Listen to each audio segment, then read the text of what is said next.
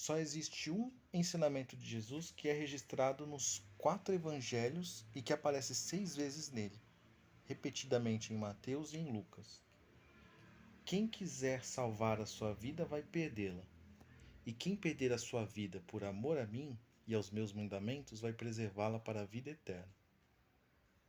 Esse é o ensinamento mais falado por Jesus nos 4 evangelhos.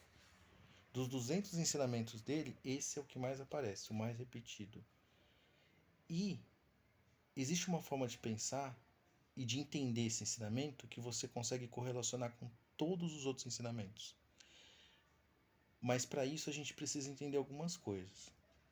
Jesus ele ficou 40 dias no deserto depois de ser batizado. 40 dias se preparando, jejuando, se conectando com a inteligência universal e amorosa de todo o universo. Esses 40 dias, quando ele saiu desse jejum, ele começou a pregar uma palavra, um ensinamento. Qual era o ensinamento? O primeiro ensinamento que ele começou a falar quando ele saiu do deserto é: arrependam-se, porque é chegado o reino dos céus. Arrependam-se, porque é chegado o reino dos céus.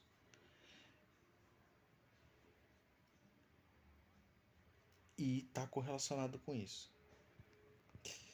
Só que, para entender essa correlação, você tem que entender uma coisa a respeito da essência do ser humano. A criança nasce. Uma infância bem vivida é uma infância em que ela é protegida, ela é amada, ela brinca. E nessa dinâmica de brincar, ela começa a estimular alguns talentos, alguns dons, algumas habilidades. Na simulação, na brincadeira, vou brincar de engenheiro, vou brincar de mecânico. Não só de carreiras, mas de talentos, às vezes que não existem nem carreiras para esse tipo de talento, mas talvez um dia exista. Só que existe uma certa idade em que o ser humano, geralmente entre 7 e 8 anos, o ser humano, ele, como eu fiz pedagogia, eu sei que ele começa a ter um processo de individualidade. Quando a criança é pequena, você faz aquele brincadeira, achou! E tampa a visão. A criança acha que todo mundo tá vendo o que ela tá vendo. Por isso que ela dá risada, ela brinca. Só que existe uma idade, geralmente em 7, 8, em que ela começa a perceber que ela pode pensar e ver algo que a outra pessoa não viu e criar algum mecanismo que ela possa até enganar. Porque ela sabe que nem tudo que ela sabe, outra pessoa sabe. Nem tudo que ela experimentou, outra pessoa experimentou.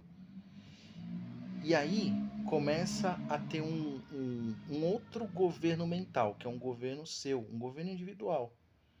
Você sabe das suas experiências. Então você começa a falar: eu sou o dono da minha vida.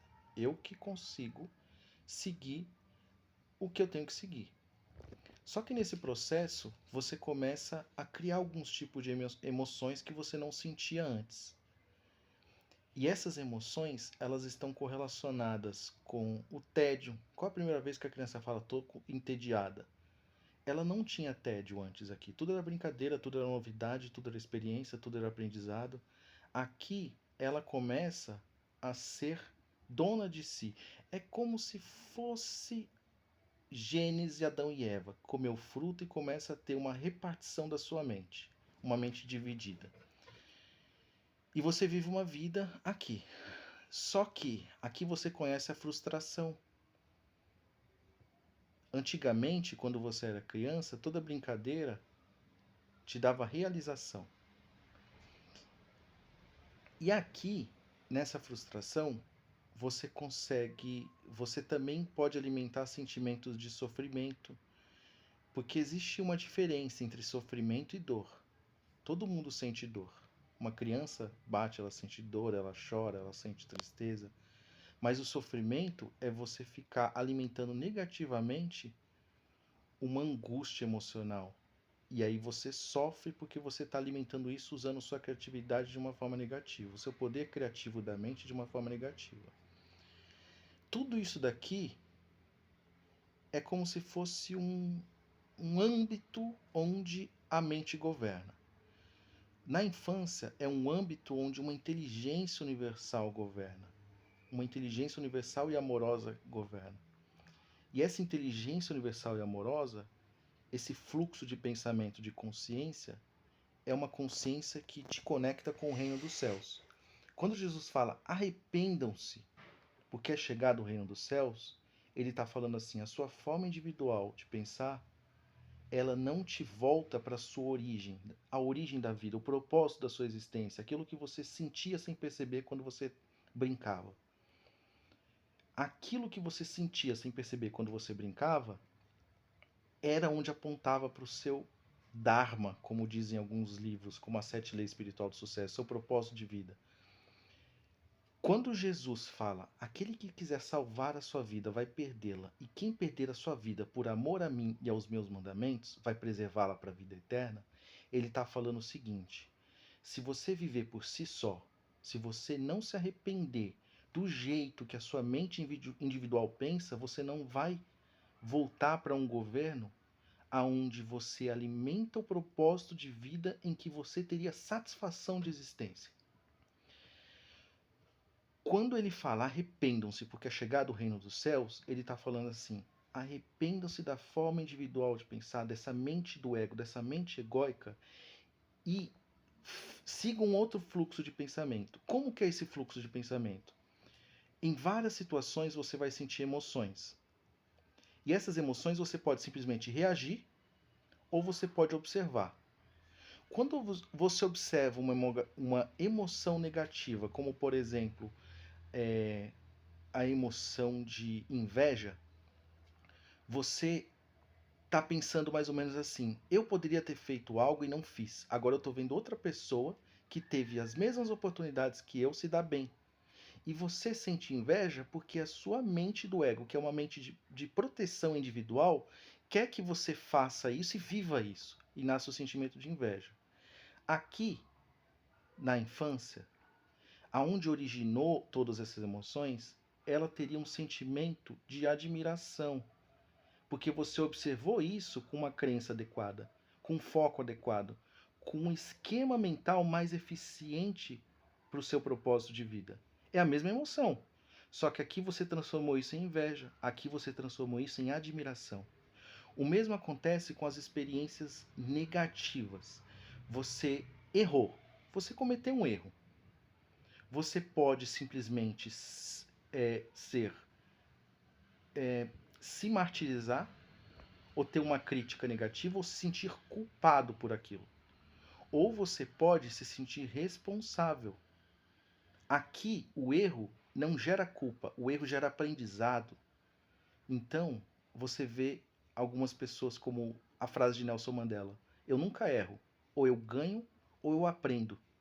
Isso é um esquema mental, é um fluxo de pensamento que faz com que você siga por um caminho aonde você se priva de emoções extremamente negativas, mas você favorece um tipo de emoção que cria uma realidade melhor no seu âmbito de vida e nas pessoas ao seu redor.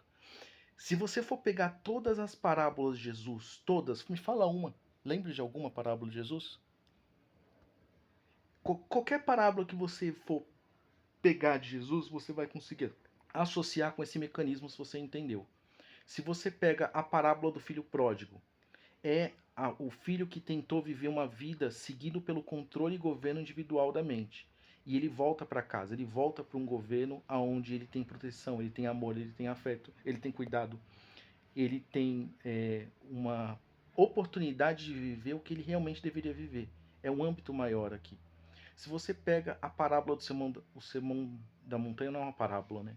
Mas o Sermão da Montanha, ele começa falando: felizes os que choram, porque a eles pertence o reino dos céus. Felizes os pobres de espírito, porque a eles pertence o reino dos céus. Felizes os misericordiosos, porque eles serão tratados de misericórdia. Ele está falando que existe um fluxo aqui. Se você segue pelo efeito da sua mente do ego e tem um tipo de experiência, se você não aprendeu o que você deveria aprender para que esse fluxo de pensamento seja governo por algo maior, você vai repetir aquilo. Então, a pessoa que passa por um momento de tristeza, ela pode decidir como ela vai reagir a isso e que tipo de semente ela vai plantar ali. Quando você planta uma semente onde você culpa, você julga, você condena, você vai simplesmente repetir o mesmo ciclo até que você aprenda. Mas geralmente quem está numa situação mais vulnerável, ela tem uma oportunidade de humildade, que é diferente da vaidade, do ego, do orgulho. Você tem uma simplicidade aqui em que você consegue mais facilmente se voltar para aqui. Quando você está em extrema necessidade, é muito fácil você se livrar do ego para poder pedir ajuda. É como se você falasse, realmente, por mim mesmo, eu me ferrei. Deixa eu pedir ajuda para porque existe aqui de oportunidades. Então quando Jesus fala, felizes os misericordiosos, porque serão tratados com misericórdia, ele está falando que se você fazer esse fluxo aqui acontecer, você vai fazer com que mais acontecimentos voltados para esse ciclo maior aconteça na sua vida. E aí que você vê mensagens de prosperidade, felizes os mansos porque eles herdarão a terra, mas na verdade tudo isso que você vai ver vai estar correlacionado com uma forma de pensar que segue um fluxo que não vem da sua mente individual, mas de uma mente coletiva, de uma consciência crística, de uma consciência universal. Eu não estou falando isso simplesmente porque eu aprendi. Eu estou falando isso porque eu vivi experiências, eu percebo muitas pessoas que fazem esse tipo de analogia. O Elton Euler ele explica muito esse fluxo. Os vídeos do Eduardo Marinho ele fala da repetição por você não aprender como lidar com as suas emoções. O próprio Jesus Cristo, se você for ver as passagens que ele fala, quem mata pela espada morrerá, ele está falando um ciclo de causa e efeito, em que se a pessoa entender, ela cria uma semente de prosperidade na sua vida para outro ângulo, para outro fluxo. Em resumo, bastaria as pessoas serem mais sinceras, honestas e humildes, que veríamos comportamentos maravilhosamente diversificados, personalidades amplamente interessantes, equívocos rapidamente resolvidos, preconceitos instantaneamente eliminados e atitudes capazes de envergonhar o que a gente chama hoje de egoísmo.